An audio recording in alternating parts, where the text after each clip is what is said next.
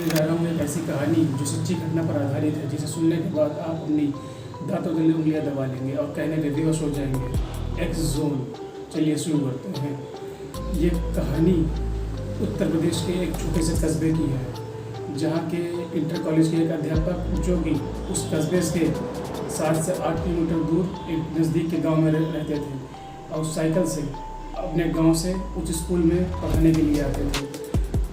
ऐसे ही वो उनकी दिनचर्या थी। एक बार वो शाम को उनको घर जाने में देर हो गई। इन्हीं कारणों से वो उसी कस्बे में रुक गए, जिससे उन्हें अपने घर पहुंचने में देर हो गई। और उसके बाद जिस समय वो अपने गांव की तरफ जा रहे थे, उस समय रास्ते में वो रास्ता दोनों घने जंगलों से घिरा हुआ था।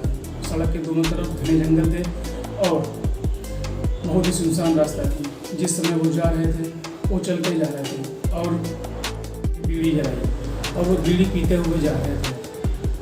रात काफ़ी हो चुकी थी, अंधेरी रात थी। वो साइकिल से बराबर अपने चलते जा रहे थे और कस्बे से थोड़ी दूर पहुंचने पर उसके बाद अचानक से उनके सामने एक कटा हुआ सिर आ जाता है, जो कि बहुत ही भयानक था और उनसे हंसते हुए कहता है, कहाँ जा रहे हो? साइकिल से नीचे उतरो, तुमसे बात करनी है।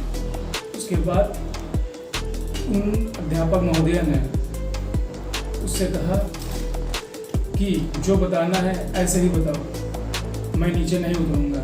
लेकिन वह कटा हुआ सिर उनसे बार बार कहता कि नीचे उतरो फिर बताएं, नीचे उतरो फिर बताएं। और तोतली ज़बान में उनसे यही कहता जा रहा था कि नीचे उतरो फिर बताएं।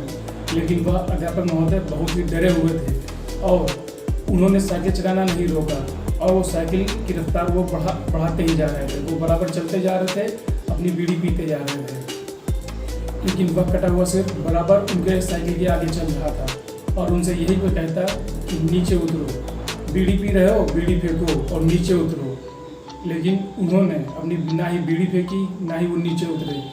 और ऐसे करते करते वो अपने गांव के नज़दीक पहुंच गए। उनके गांव के बाहर ही एक हनुमान मंदिर था, जहां पर उन्होंने जाते ही साइकिल से उतरते ही तुरंत वो उस मंदिर में घुस गए। और उनके मंदिर में जाने के बाद वो कटा हुआ सिर वहीं बाहर दूर खड़ा और उनको बाहर बुला रहा था, कह रहा था, बाहर आओ, हिम्मत है तो बाहर आओ। लेकिन वो बाहर नहीं आए। उन्होंने कहा कि आना है तो यहीं आओ, अंदर आओ, लेकिन वो बाहर नहीं गए।